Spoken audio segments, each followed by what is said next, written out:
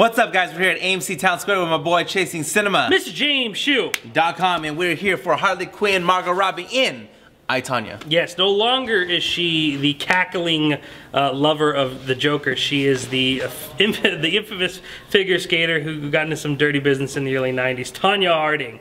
Do you remember the whole time? You do? Because it was a little before, well, it happened in 94, so I was, or 96, I was still quite young. But yeah, you were around, and did you really remember anything from that or days, or were you just like? Well, I mean, I remember at the time when it happened, and then it really kind of didn't ever go away. If you live in America anyway, it didn't go away. It's always like referenced, but it's very minimal. Like I learned about this story when I was probably 10 from a Weird Al song. And I looked it up, and then 30 for 30 did that documentary, The Price of Gold, which was really good. And now we have Margot Robbie playing I, Tonya. So, movie follows two long interviews between Tonya Harding and her ex-boyfriend, or ex-husband, played by Sebastian Stan. And they're so conflicting. Even the beginning says these two interviews are so wildly contradictory that you're just gonna have to pick a side. And there are multiple parts in the movie where we show both views. Arguably one of the most, another hugely anticipated movies, particularly around rewards. Margot Robbie's name has definitely been talked about in terms of Best Actress, playing the character. So after seeing I, Tonya, what did you think? I thought she did an absolutely fantastic job. I really enjoyed I, Tonya. And I liked how they did the conflicting part at the beginning. I liked how throughout it, and usually when there's two sides of one story, two sides, it's usually the happy middle. Yeah. You know, for no matter who's telling the story, there's usually, because you know, and I liked how that line went. I don't remember exactly, but she said something like, you know, the truth is whatever you say the truth, or something like that. And I was just like, and that's true though. Yeah. That is absolutely true, because it could be true from your point of view that's how it went.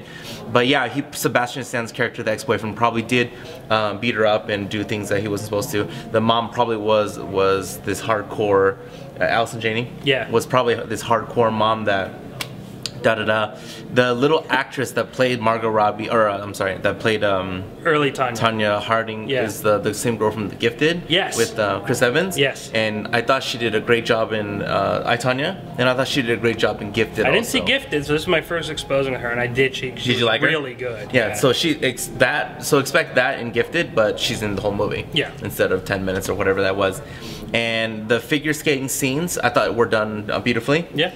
I don't know how much Margot Robbie did learn how to figure skate for this movie. Yes. I don't know how much that is her. Maybe she said she trained for like 4 or 5 months. I saw that interview. And Tonya Harding was even like willing to skate with her. Yeah, I saw that same interview. I mean, there are definitely parts you could kind of tell that it was her face CGI'd on someone, but I mean, not many people could do the maneuvers that Tonya Harding once did. Well, there's a reason why it was so unbelievable. Yeah, it's not something you can just learn in, especially 4 months. But I mean, it's definitely not distracting.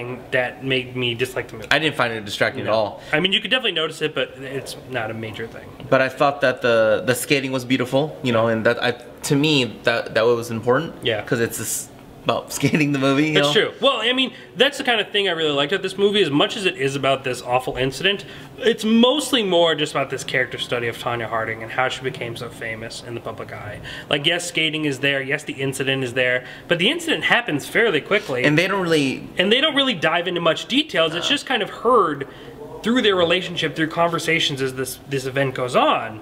And I think I really appreciate the fact that it wasn't just like this whole 2-hour movie is about this planning and the execution of this really poorly planned plan. And instead, you know, we really have this kind of character study of who Tonya Harding is and her backstory. There's been a lot of criticism though about it defending Tonya Harding. Yeah. And I could see that, but at the same time, I just feel like this is Tonya Harding's story and she's sharing it with you. And this, you know, as much as everyone assumes that the incident with Nancy Kerrigan is all of how we sum up Tonya Harding, that she is a person that had a life before and has a life now after this incident, and this movie just kind of filled in those blanks that you didn't know about her, and I like that aspect.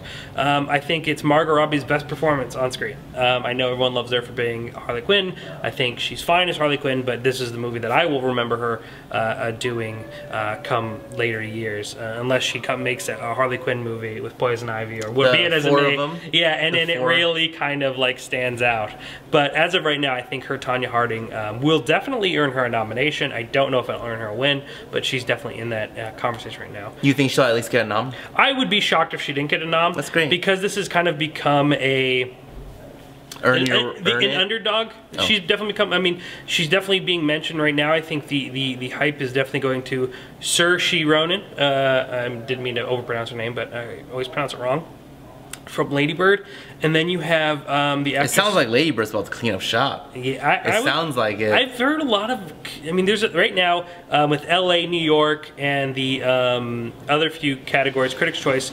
They're all over the place. And the actress from Shape of the Water, whose name I'm spacing, also won in one of those companies. So I mean, she definitely has her work cut out. But I think it was one of my favorite female performances of the year. Thus, I still need to see a lot of films. I like the part too where her and Nancy Kerrigan were on the circuit, and then they were drinking beer, eating food, and then I like how they were kept on saying Tonya Harding just would never admit it's her, which is not to turn this into a personal development thing, but yes. It's really one of the biggest faults of people is when they make mistakes, they can never admit it's them. Yes. You know, and in that movie, she just would never take blame for anything. And yeah, that's an ongoing thing throughout the movie. So I felt that, yes, they are posterizing defending?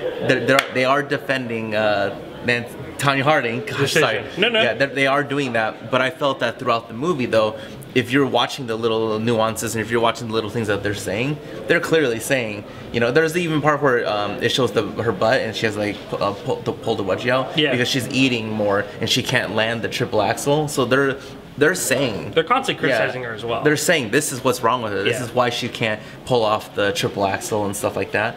And so for me, it was like, okay, well, they're saying she's not successful, and and that's true, because while the movie also points out that that plenty of things in her life may have caused her to be a particular way, the beatings from her husband, the beatings from her mother, you know, the incredible tense relationship she had with her mom, could all be these things. It also says, but she's also the person that never admits her faults. Yeah. So it's saying these are all factors that helped develop who she is, but that doesn't mean she's not responsible for her actions. Though, according to Tonya, you know, her actions aren't valid. So I think that's an interesting thing to explore too, is we have these different approaches to how the story goes, because everyone assumes Tonya Harding's guilty, you know, which of course seems like the most logical thing to believe, where in this movie she says she's not, and the husband says something different. So all these counter, like, possibilities are taken into account.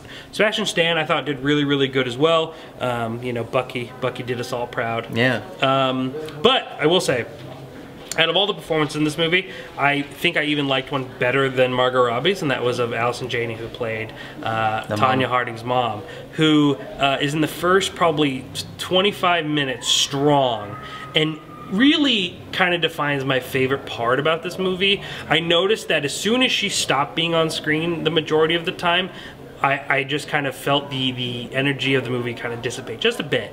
I mean, it's still a great movie through and through, but when Allison Janney's on screen, she demands it. And I mean, like, she just chews up the scene, and she is, you know, this conflicting character that obviously is not doing good things, but is equally as funny and entertaining and just so intriguing of a character that it's hard not to like her. And I think that relationship does go somewhere interesting, where they get to develop this kind of deep relationship, and you get to see Allison Janney do a little bit more than just being this woman screaming and mother effers and all that stuff at 4-year-olds and 5-year-olds. But I think her performance should also be recognized by the Academy for supporting actress.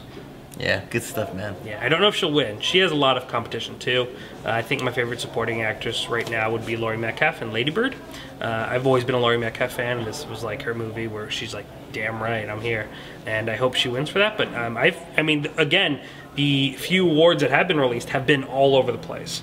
Laurie Metcalf won one, and then Girls Trip. Hiddish won in another category. Laurie Hiddish, I believe. Haddish, yeah. And she won. So I mean, that girl, it's all over the place right now. Because you didn't see Girls Trip, right? I did not see Girls Trip, but I will. You freaking slept on that one, dude. Cause that was remember I called you. I was like, oh my god, I never would have known that movie was going to turn into what it was. So of course that's another thing I need to see. There's a lot of stuff right now, and hopefully, I don't know when you're seeing this. It could be before, really close to Oscar season. It could be after we release our top 10 even. Either way, I just depending on when it comes out in Vegas, that's when we could release our review, unless there is an embargo that's lifted, and I could release it earlier. So I have no idea when you're watching this, but no, if you have the opportunity to see Tonya, please do it. Either way, we're saying though, watch the movie. Great stuff, yeah. Easily, I would be surprised if it didn't make it in my top 10 at the end of the year. Yeah, I would too. Yeah. I enjoyed it a lot. Good stuff, man. All right. Well, as always, ChasingCinema.com is known as the Film Lovers website.